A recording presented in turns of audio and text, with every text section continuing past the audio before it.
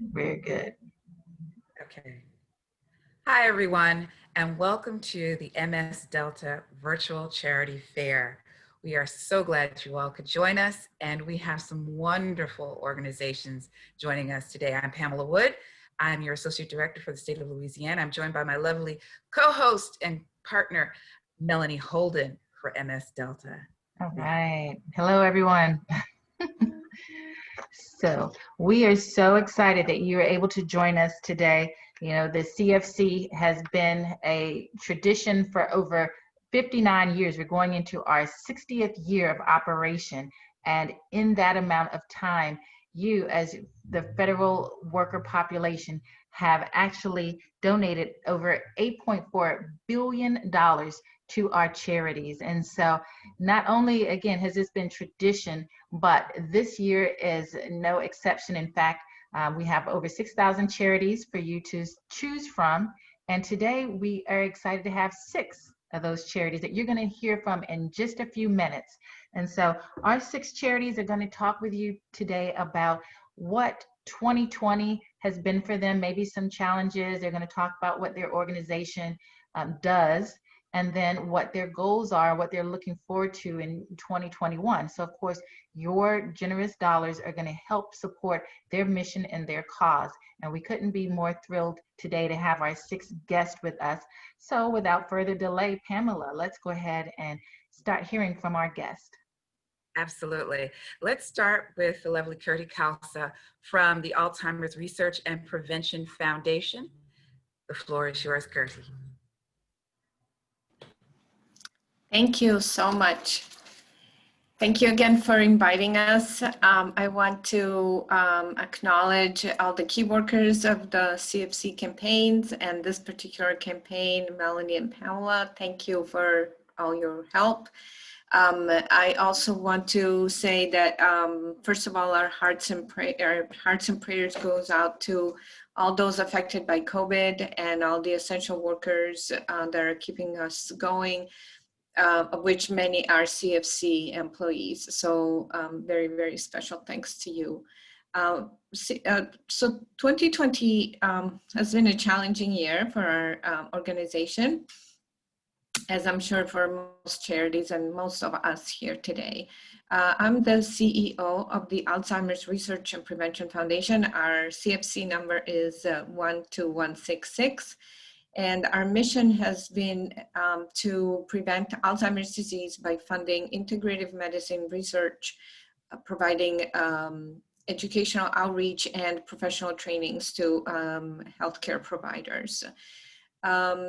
So this year with the COVID pandemic, you know, what's happened to the Alzheimer's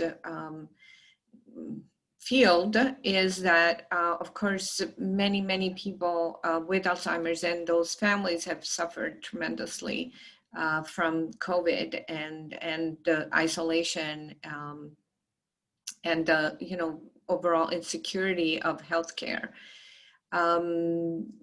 With particular to our organization, we have lost half of our staff who has been unable to work due to you know, caregiving commitments, family issues, and their own health concerns. And of course, also we've seen our revenue drop. In the good side, however, has been that we've actually turned around our operations to completely virtual. And we've made actually a commitment to improve our programs to include populations of color, so Black, Indigenous, and people of color. And as you may or may not know, the fact that African Americans have almost a twice as high incidence of Alzheimer's than white people. And people of Hispanic descent have a 1.5 higher incidence also than white people. And once we realized this, during this year of tremendous pressure on all of us personally as a society and as a world with healthcare, with COVID, but also with all these other, what's happened is all these other underlying issues that we experience in a society have really come to the forefront. And it's helped us as an organization to really look at the reality of the discrimination of certain segments of our population. And we want to make a difference. Just like 28 years ago, we wanted to make a difference and make Alzheimer's a preventable disease instead of some unknown, disease that affected the brain. And we have done that. And actually, really thanks to your contributions, the CFC, that's what's really propelled this change. And now we're making this other, decision that we want the research to be applied to all human beings, not just certain human beings. And we want all the care to be applied and innovation to be applied to all human beings. So this has been a very important year, a pivotal year for us. I want to mention that thanks to your contributions, we've funded at least about 15 studies on integrative medicine or lifestyle medicine and brain health. And it's been, really transforming the face of healthcare in many ways. And so I hope you consider us again as we come to the end of the year and the end of the campaign, so that we can continue to make this progress for all of us and all of our families. So to end, I want to wish everyone a happy and safe holiday season and a happy new year. And thanks again for showing some love to all of the charities that the CFC presents to you. So thank you. Awesome. Thank you so much, Kirti. I think the idea about pivoting your mission as you realize your population goes one way, so must you. I think that's very pointed about what's happened to all of us in 2020. Thank you so much for pointing that out. Next in line is the lovely Sarah Kinzer from America's Warrior Partnership. The floor is yours, Sarah. Thank you so much. Thank you so much for the opportunity to speak during this wonderful event, and thank you so much to the donors. As Pamela pointed out, my name is Sarah Kinzer, and I'm the Corporate and Foundation Giving Manager at America's Warrior Partnership. America's Warrior Partnership, also known as AWP, is a veteran service nonprofit, and our mission is to empower communities to empower veterans. Our approach to accomplishing this starts with connecting community organization with local veterans to understand their unique needs. Our ultimate goal is to create a better quality of life for all veterans, their families, and caregivers by empowering local communities to proactively and holistically serve them. Some of the programs that we offer, community integration provides veteran serving organizations with the tools to implement a customized program that is responsive to local veterans, families, and caregivers. Operation Deep Dive, which is a first of its kind research collaboration with that is examining the factors and potential causes involved in suicides and self-harm among former service members. The Network, which is a national coordination center that provides local veteran serving organizations with a connection to national resources when a veteran's request cannot be met locally. And our Corporate Veteran Initiative, which empowers businesses to develop and implement workplace solutions that enable veterans to thrive in their careers and become valuable assets to their employees. So some of the challenges that we face this year, like all of you, our affiliates were noticing that our veterans were feeling isolated, especially because they were not able to go out and do their usual routines. Also, we were trying to combat that by slowly and safely opening up activities that can be done socially distanced and or outdoor. We also explored options with virtual events. We have a national symposium that we usually host in person in Georgia that would host anywhere between 300 to 500 participants. And this year we had to move it all virtually. And thankfully we had about 1,900 participants, which was wonderful. So we were able to open it up to a much larger group, but there wasn't that face-to-face interaction that we've been used to. Another concern that we found while working through our network is access to behavioral health care has become challenging with the inability to meet face-to-face with service providers. And there is kind of a general frustration and concerns that veterans are having with basic access to services in addition to behavioral health. Some offices are closed completely with people working from home.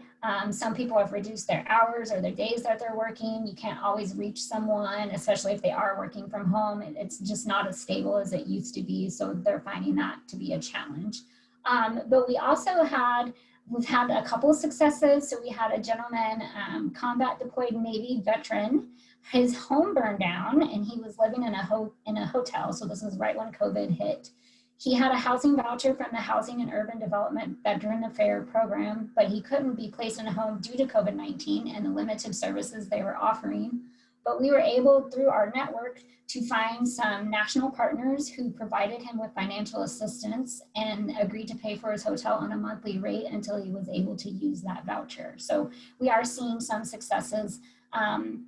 Our strategic goal for 2021, we are wanting to get more recognition across the board, working on marketing and things of that nature, diversifying our funding as well. Especially this year, that was really important when we weren't able to host some of our in-person events and trying to do the virtual events. You know, we really do like that face-to-face and being able to meet everyone. So that was challenging. We are also hoping to grow our programs. We would like to gain more partners, more collaborations, and also our staff. There's only about 29 of us, so we're steadily growing, but we would like to have a much wider group of people and based in different areas. And I think that was pretty much it. So that's kind of our goals for 2021. Thanks again for letting me speak, and thanks to all of you. I appreciate it.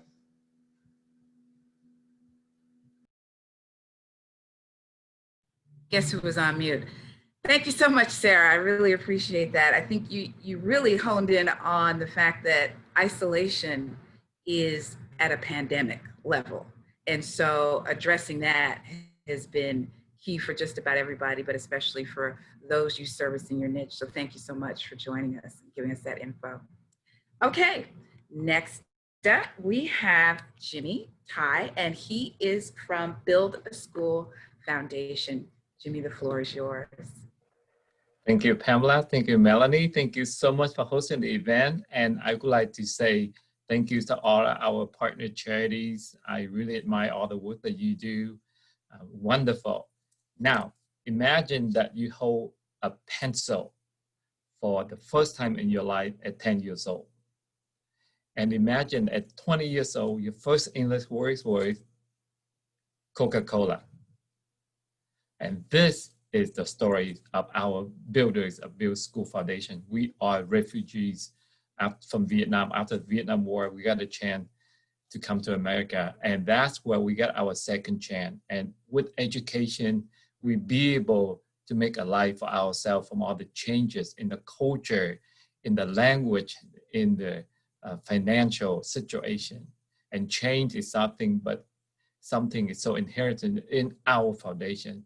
And that's exactly why we want to give the second chance to million other underprivileged children in our home country, Vietnam, and neighbor like Cambodia, Laos, Philippines, and Thailand. All those countries, that's where we have our presence in building schools and bridges to educate the children that did not have opportunity to go learn.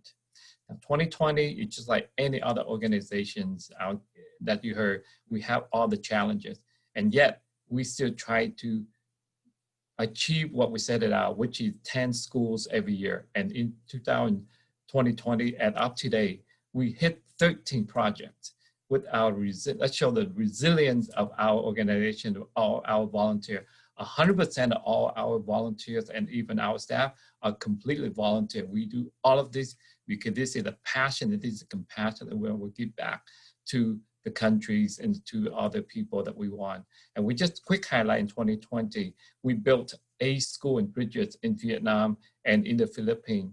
We have 3 bridges and we give out 5 scholarships to San Jose University to 5 recipients that the first time college attendant.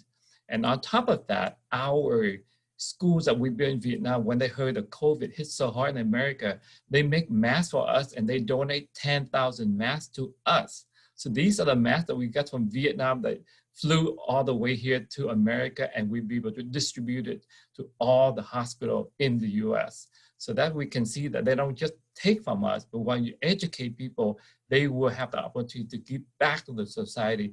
And that's the second chance story that we want to make sure we emphasize. And we can't thank enough, because we cannot do all this without the support of CFC and the generous donors from all of you. And we hope in 2021, we will beat the 10 schools goal again. And hopefully we will beat even in 2020, 13. And my goal and our organization's goal in 2021 is build 15 schools and bridges in Vietnam and all the neighbor countries. And with that, thank you so much for listening. And our CFC number is 32901. On my background. And by the way, the little girl in the picture, that's a real person. She's 7 years old, and that's the first time she ever got to attend the school that we built for her in the northern border with China. Thank you. Wow. Thank you so much, Jimmy. You know, you spoke about resilience, and let me tell you, Louisiana, New Orleans has a significant Vietnamese population. And so the fact that you spoke about that and the resilience in 2020, all of that is really something that all of us are facing. And I thank you for giving that to us. Next up, the lovely Maria Hewitt from Catholic Charities, Archdiocese of New Orleans. Maria, the floor is yours.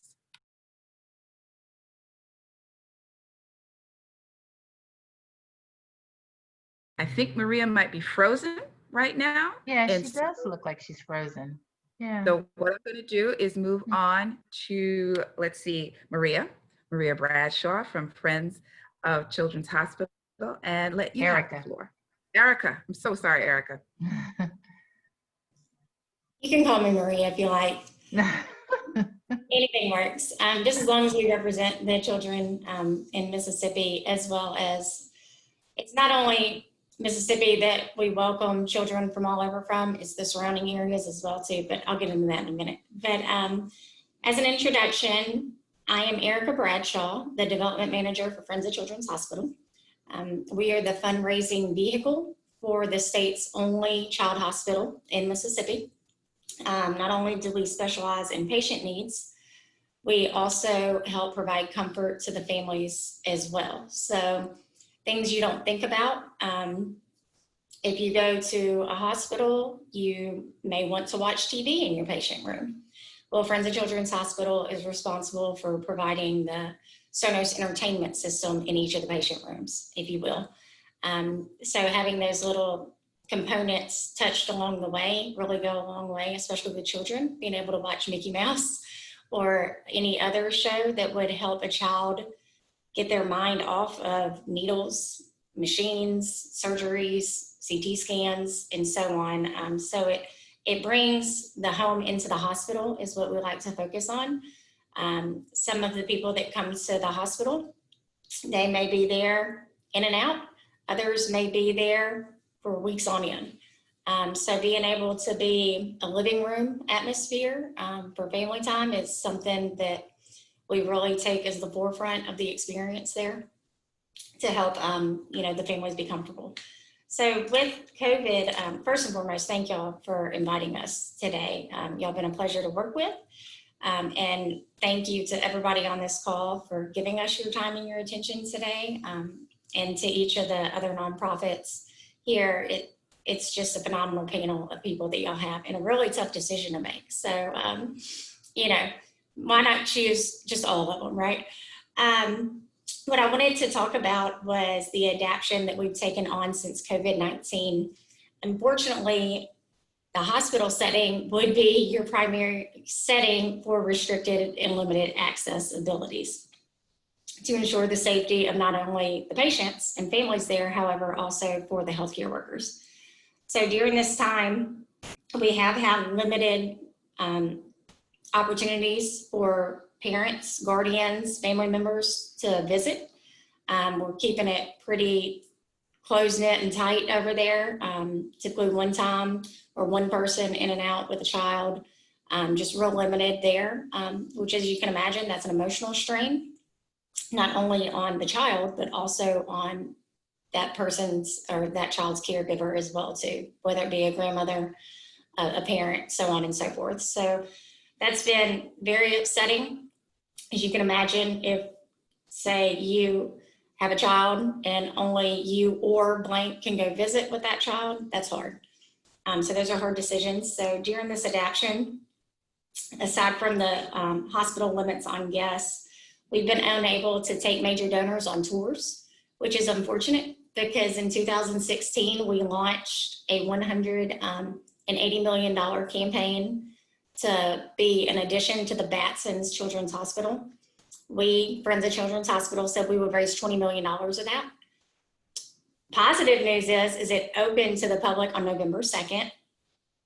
The not so good news on the fundraising side of it is we cannot allow donors to go in there and tour as we would want them to.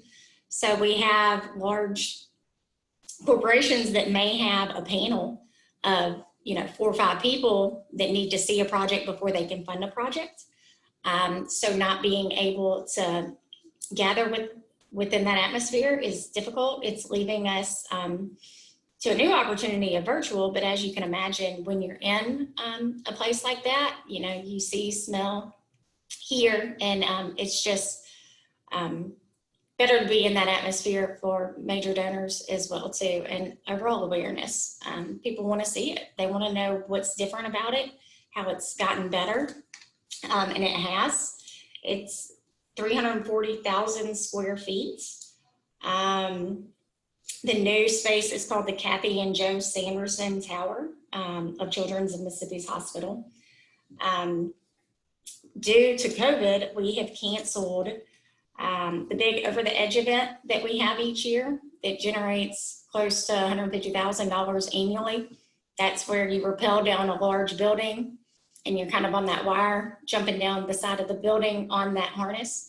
That one was our first event that we canceled, which was in April. And then our other event that we canceled was in August, which was our large gala. So that was unfortunate as well. The Sanderson Farms Golf Championship did happen, if there's any PGA Tour fans on the call today. However, the fundraising component of it was limited. We could not sell tickets to the event. Spectators could not come. The golfers were there, and it was a great turnout on the PGA Tour side of it. However, as you can imagine, without all of those other components going into it, unfortunately, revenues were lost. The apparel shop, things like that, we could not recoup those funds. We tried to launch the I'm All In for Children face mask, and that's been doing good as well. So we've been adapting to meet the overall climate that we're currently all going through. And then we had another golf tournament. It was the same scenario there for the Trustmark Pro-Am. We did give away our Patty Peck Honda for the Zippity Doo-Dah new car giveaway. It was supposed to be given away in the spring. It got postponed due to COVID, and we gave it away towards the end of the fall season, around October, November. So that was a success, but there were some hardships that came with it, just given staffing and people being out with COVID, like some of the other people here today have said. The biggest focus that we've been looking at is not only children, but the needs of our healthcare workers and staff. They're working long shifts. They're overextended. When they're at the hospital all day, think about, your household falling apart. You can't do laundry, you can't grocery shop, you can't do all those little things that you were doing when you were on, a normal schedule. So we've been providing food baskets to them to keep them encouraged and keep going, to let them know that we appreciate everything they're doing, because without them, the bottom would fall out. So overall, we're doing pretty much the same as everybody else.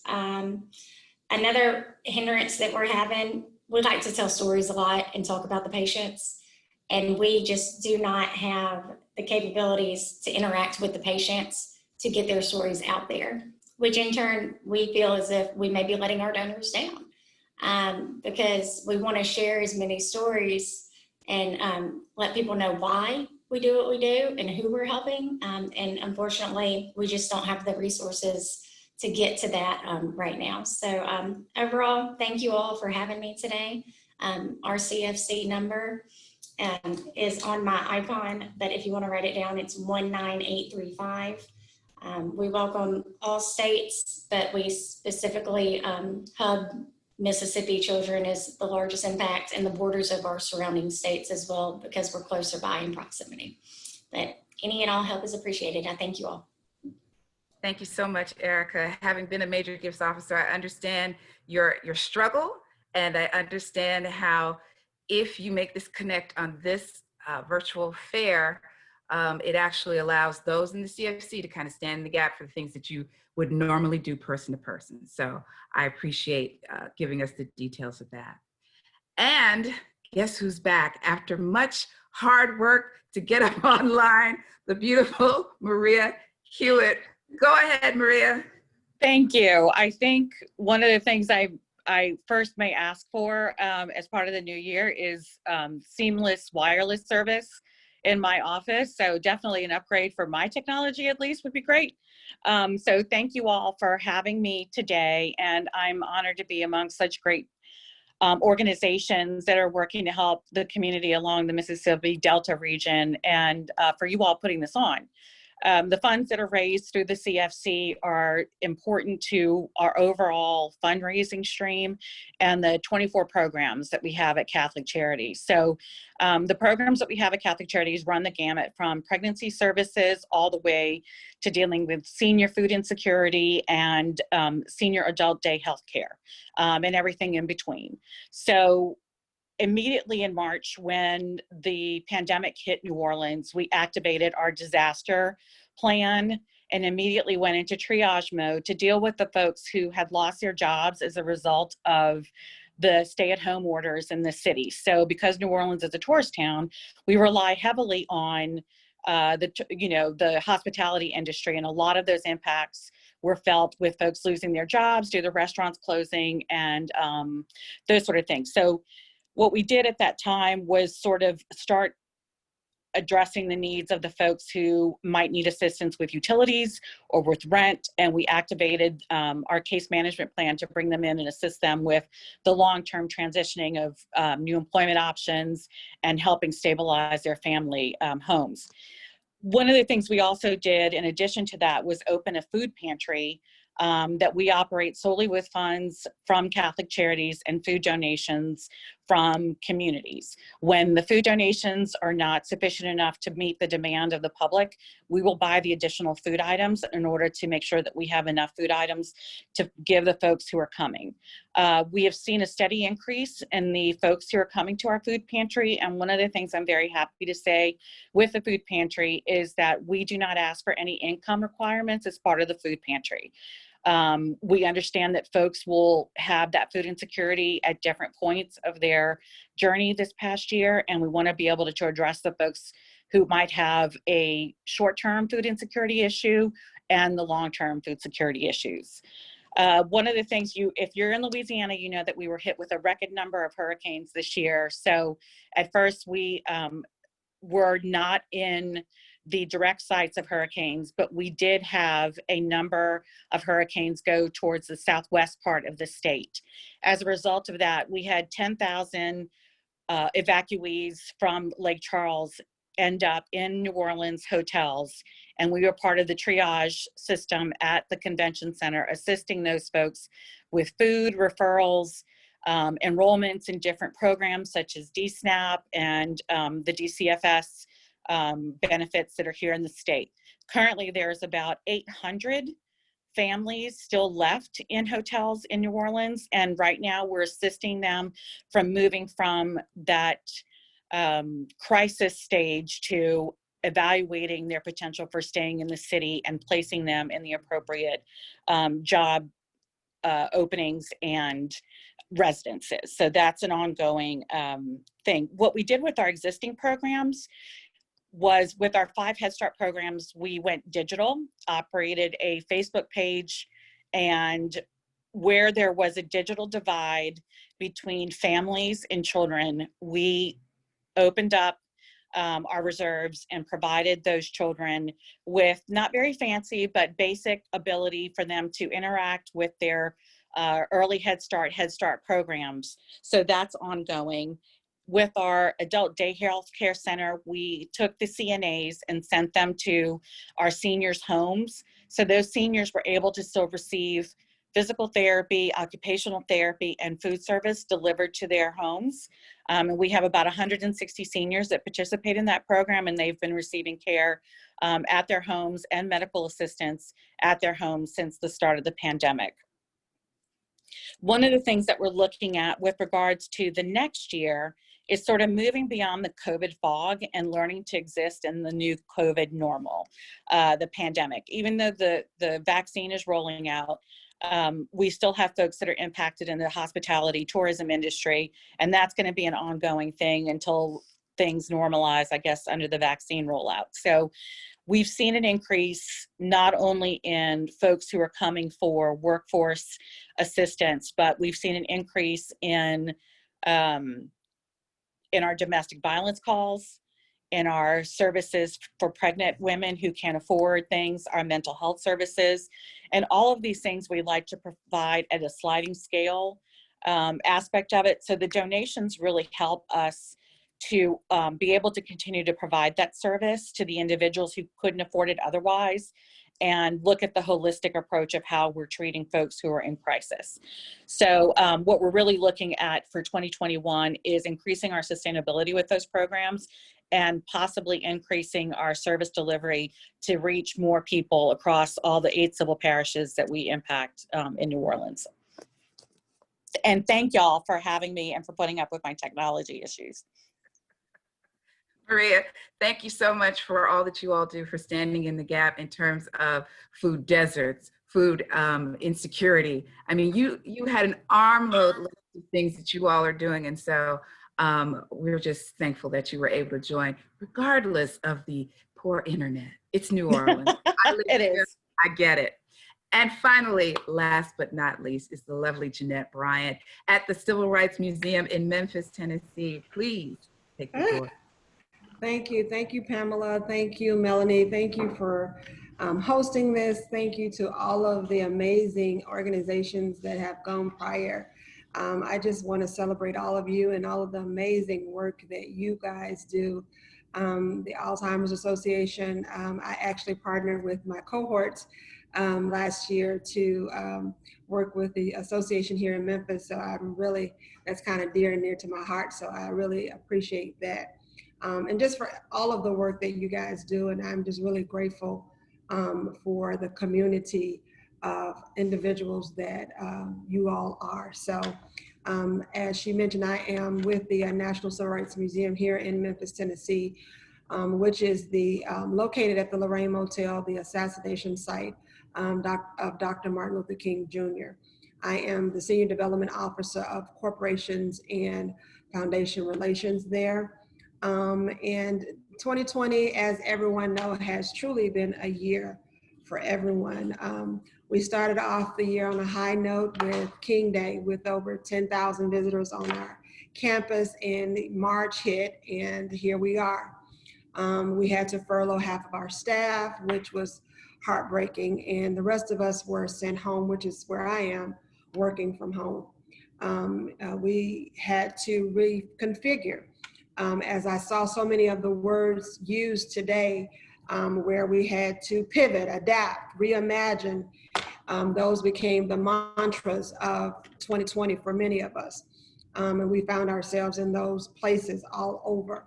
I think Pamela said, I'm on mute. I think that became one of the words we all got to become familiar with in these Zoom sessions. A lot of our educational programming, we work a lot with Title I schools in the city of Memphis. And we saw with the school closures that a lot of the students didn't have access to that education. They didn't have access to those opportunities. And on top of all of that, we saw all of the social injustices happening in our country with Ahmaud Arbery and Breonna Taylor and George Floyd. And those things really kind of put the camera on America And we found the National Civil Rights Museum as a platform for peaceful protest. And that became the candlelight vigil site. We saw so many people on our grounds. Our doors were closed, but we also saw how important our existence is. People look to the National Civil Rights Museum. They look to room 306. It's like to them, this is a mecca. It is a place where they can connect to reckon with things that are happening in the world today. So we realized then that we had to find some very creative ways to communicate, not with just Memphis, but with the world. And we really had to reimagine how we do things. We've never had virtual programming. We were able to, record things and offer them, later. But we decided, hey, this is an opportunity to get things on a broader spectrum to the world. And so for the first time, we were offering all of our programming to the world, our book talks and all of the conversations on white privilege. A lot of these conversations where we had local people in Memphis participating and having 50, we saw where we were having 900 people from all over the United States, Canada, all over. People were interested in wanting to be a part of these conversations, and we realized that this is important. So I think that 2020 really kind of helped us to reimagine some things. It really helped us to really come to the table and sit down and really think not just about, the past, but the present, and how we were to take this legacy of Dr. King and all of the work that we're doing to the next level. And just, all of the work that you guys are doing. We wanted to make sure that we're educating people, that we're providing all of the resources. People have all kinds of questions and they want answers, and we want to make sure that we connect with them. We also have a story time with the Small But Mighty with Dory. She's our educator, and she does a story time with small children from K through 12. And this is letting them know that you don't have to be, you don't have to be grown, you don't have to be a big person, but that you can make a difference where you are, in understanding that even as a child, there is something that you can do, that you can learn how to love someone who doesn't look like you. So just really finding very creative ways to do that. I think for Black History Month, as we're talking about moving into 2021, King Day, which we've never had in the 29 years that we've been in existence, we've never not had a King Day. So this year, 2021, King Day has been canceled on the grounds. So we're doing an entire virtual King Day experience. So we're just really looking at how to reimagine how we do things for the safety of our staff, the safety of our guests. So we are creating a whole virtual experience, walk through the entire exhibit.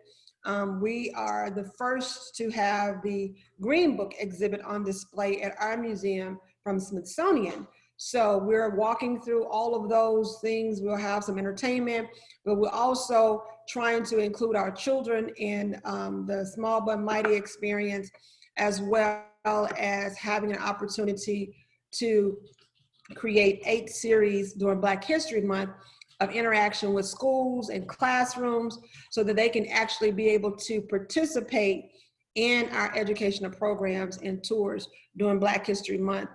Even though our doors are open, but there's a limited amount of people that can come through. So this kind of expands the reach for participants to engage with us. So we're really excited about how we do that. And we also offer an Unpacking Racism cohort. And this is the 4th year. And it has typically been just for Memphis participants. But due to COVID, this is the first year we've been able to expand that. So we actually have about 50 students or so from 46 different states all over the United States, including Canada.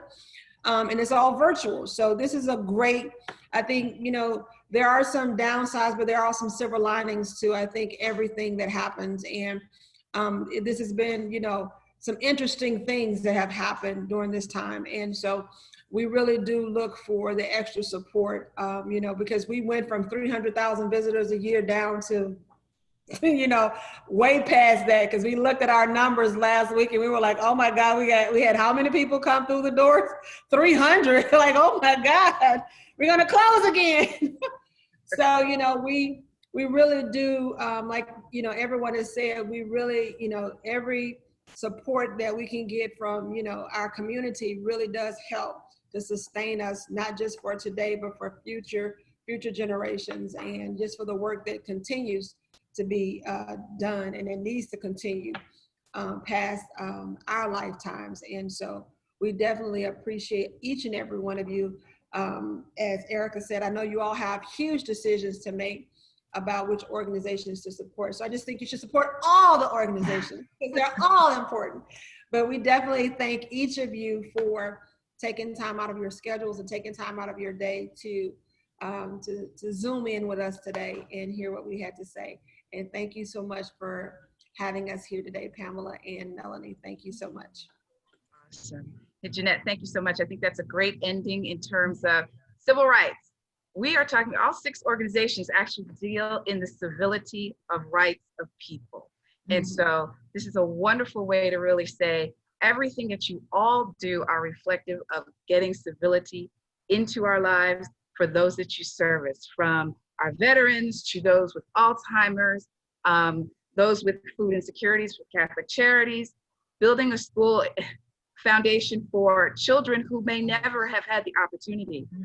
Again, that is something that talks about civility in our worlds. And also Children's Hospital, finally, trying to be all that we can to be civil to one another. I couldn't have asked for a better panel. And I'm so pleased that you all were able to join us. And as we throw this on YouTube, I know folks are going to love this. Melanie, close it out for us. We are so excited, and we thank you all for your time. I think the last thing we can say to, you know, all of our federal workers today, please share this information. Everyone has their CFC numbers in their picture, and then go to givecfc.org today, and you know what to do. Click on donate, show some love, and give. So we want to thank you all. We appreciate it. And everyone, have a safe and happy holiday this season. We really, truly, you know, want to show some love to you guys. So thank you, everybody, for spending time with us today. Thank you for having us. Thank you. Bye-bye. Bye, everybody. Bye-bye. Bye, everyone.